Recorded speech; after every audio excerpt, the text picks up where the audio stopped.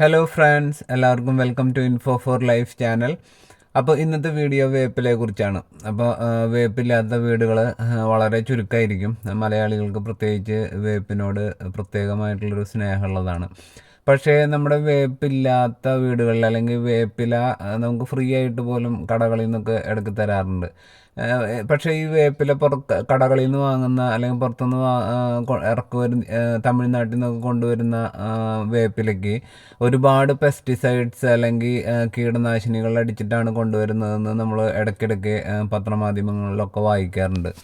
അപ്പോൾ എന്തുകൊണ്ടാണ് ബാക്കിയുള്ള ചെടികളിലുള്ളതിനേക്കാൾ കൂടുതൽ പെസ്റ്റിസൈഡ്സ് ഈ വേപ്പിലേക്ക് വേണ്ടി വരുന്നത് എന്ന് ഞാൻ ആദ്യമൊക്കെ ചിന്തിക്കാറുണ്ടായിരുന്നു.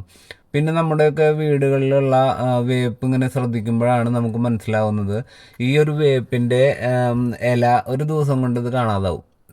ഇപ്പോൾ ഇതുപോലെ ഇലയൊക്കെ ആയിട്ട് നല്ല കരുത്തോടെ നിൽക്കുന്ന വേപ്പിന് ഒരു സുപ്രഭാതത്തിൽ നോക്കുമ്പോൾ അതിൻ്റെ ഇല മുഴുവൻ തിന്ന് വടി മാത്രമാക്കിയിട്ട് നിർത്തിയിട്ടുണ്ടായിരിക്കും. ഇപ്പോൾ ഇതിലൊക്കെ നോക്കുമ്പോൾ കാണാം ചില വേപ്പിൻ്റെ ഇലകൾക്കൊക്കെ വടി മാത്രം ബാക്കി ഉണ്ടാവുള്ളൂ.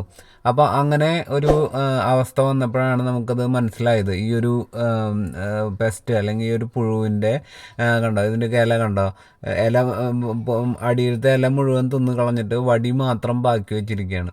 അപ്പോൾ ഇങ്ങനെ ചെയ്യുന്ന വളരെ ഭീകരന്മാരായിട്ടുള്ള പുഴുക്കളാണ് ഈ വേപ്പിലയുടെ മെയിനായിട്ടുള്ള ഒരു ശത്രുക്കൾ. ഈ പൂമ്പാറ്റയുടെയൊക്കെ ഒരു പുഴു പോലത്തെ ഒരു ഇതാണ്, ലാർവ പോലത്തെ ഒരു സംഭവമാണ്. പക്ഷേ ഇതിൻ്റെ ഒരു പ്രത്യേകത എന്താണെന്ന് വെച്ച് കഴിഞ്ഞിട്ടുണ്ടെങ്കിൽ ഒരു ഇല പോലും ബാക്കി വയ്ക്കാതെ മുഴുവൻ അങ്ങ് തിന്ന് തീർക്കും. പിന്നെ ഇലയില്ലാതെ പിന്നെ ഈ ചെടിക്ക് ജീവിക്കാൻ പറ്റില്ലല്ലോ. അപ്പോൾ ഓട്ടോമാറ്റിക്കലി ചെടി നശിച്ചു പോകും. അപ്പോൾ ഇത് വീട്ടിലൊക്കെ നട്ട് വളർത്തുന്ന വേപ്പിനെ നമുക്കത് ദിവസേന ശ്രദ്ധിച്ചു കഴിഞ്ഞാൽ തന്നെ നമുക്കിതിനെ റിക്കവർ ചെയ്തെടുക്കാൻ പറ്റും. പക്ഷേ ഇതിൻ്റെ നമ്മൾ ശ്രദ്ധിക്കാതെ ഈ ചെടിയെ വിട്ട് കഴിഞ്ഞാൽ പിന്നെ നോക്കുമ്പോഴത്തേക്കും ഇതിൻ്റെ ഇല ഫുള്ളായിട്ട് ഈ ഒരു ഒച്ച് പോലെ ഇരിക്കുന്ന കാണുമ്പോൾ ഞാൻ അത് ആദ്യം വിചാരിച്ചത് ഒച്ചാണെന്നാണ് വിചാരിച്ചത്. പക്ഷേ ഇത് ഒച്ചല്ല, ഒരു പൂമ്പാറ്റയുടെ പുഴുവാണ്. അപ്പോൾ ഈ വേപ്പിൻ്റെ മെയിനായിട്ടുള്ള ശത്രു ഇതാണ്.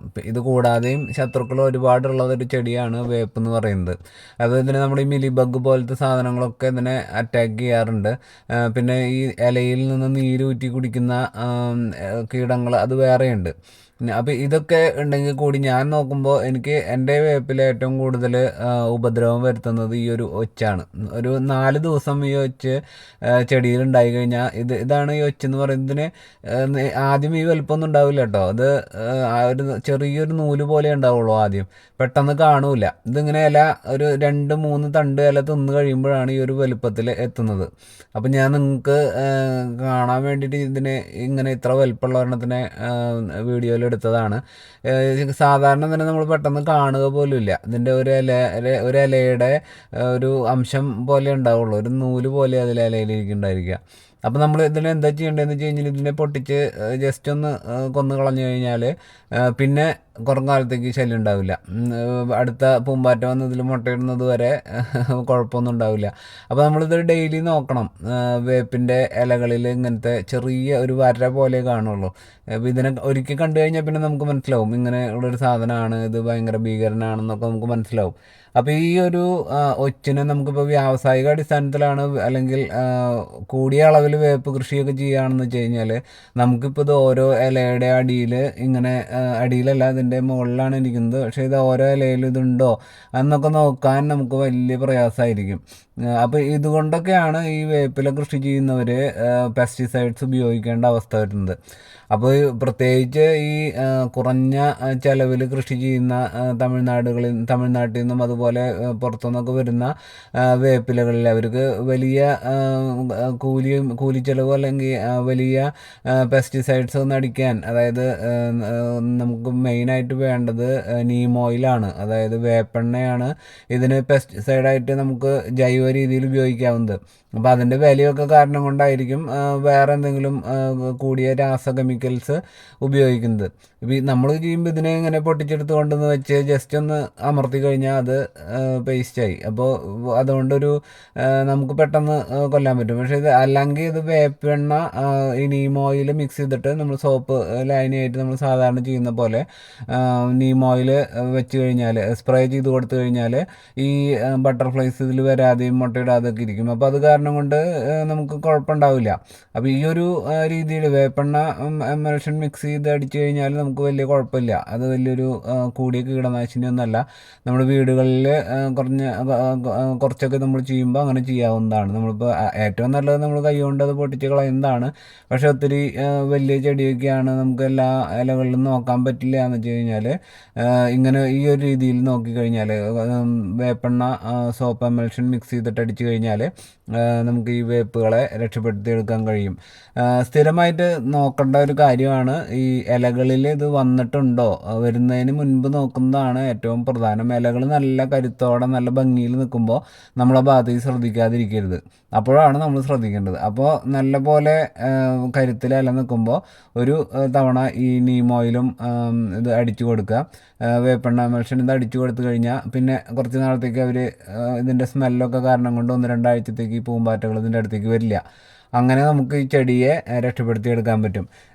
അതല്ലെങ്കിൽ നമ്മൾ ഡെയിലി പോയിട്ട് നോക്കി അതിനെ രക്ഷപ്പെടുത്തി എടുക്കണം. അതുകൂടാതെ ഇത് ഇലയാണ് ഇതിലുണ്ടാക്കുന്നത്. അപ്പോൾ നമ്മൾ ഇതിന് മെയിനായിട്ട് കൊടുക്കുന്നത് യൂറിയ റിലേറ്റഡ് ആയിട്ടുള്ള വളങ്ങളാണ് ഇതിന് ഏറ്റവും കൂടുതൽ കൊടുക്കേണ്ടത്. അപ്പോൾ ചാണക സ്ലറി അല്ലെങ്കിൽ നമുക്ക് ബയോഗ്യാസിൻ്റെ സ്ലറി, ജൈവവളത്തിൻ്റെ സ്ലറി, അങ്ങനെയുള്ള സ്ലറികളിലൊക്കെ ഒരുപാട് നൈട്രജൻ കണ്ടന്റ് അല്ലെങ്കിൽ യൂറിയ കണ്ടന്റ് നല്ല പോലെയുള്ളതാണ്. അപ്പോൾ അത് നേർപ്പിച്ചിട്ട് ഒഴിച്ചു കൊടുത്തു കഴിഞ്ഞാൽ പെട്ടെന്ന് ഇലകൾക്ക് ഇപ്പോൾ ഇങ്ങനെ ഡാമേജ് ആയി പോകുന്ന ഇലകൾ അല്ലെങ്കിൽ ഇതുപോലെ കീടങ്ങളുടെ ഭയങ്കര ആക്രമണം വന്നു കഴിഞ്ഞാൽ നമ്മളിതുപോലെ യൂറിയ കണ്ടൻറ്റ് ഒന്ന് ചെറുതായിട്ട് നന്നായി ഇതിൻ്റെ ഒഴിച്ചു കൊടുത്തു കഴിഞ്ഞാൽ അല്ലെങ്കിൽ സ്പ്രേ ചെയ്ത് കൊടുത്തു കഴിഞ്ഞാൽ പെട്ടെന്ന് തന്നെ ഇതിൻ്റെ ഇലകൾ പൊടിച്ചു വരും, വേഗം നമുക്ക് റിസൾട്ട് കിട്ടും. അപ്പോൾ അങ്ങനെ നഷ്ടപ്പെട്ടു പോകാനിരിക്കുന്ന ചെടികൾക്ക് നമുക്ക് യൂറിയുള്ള വളങ്ങളൊന്ന് അപ്ലൈ ചെയ്ത് കൊടുക്കുന്നത് നല്ലതായിരിക്കും.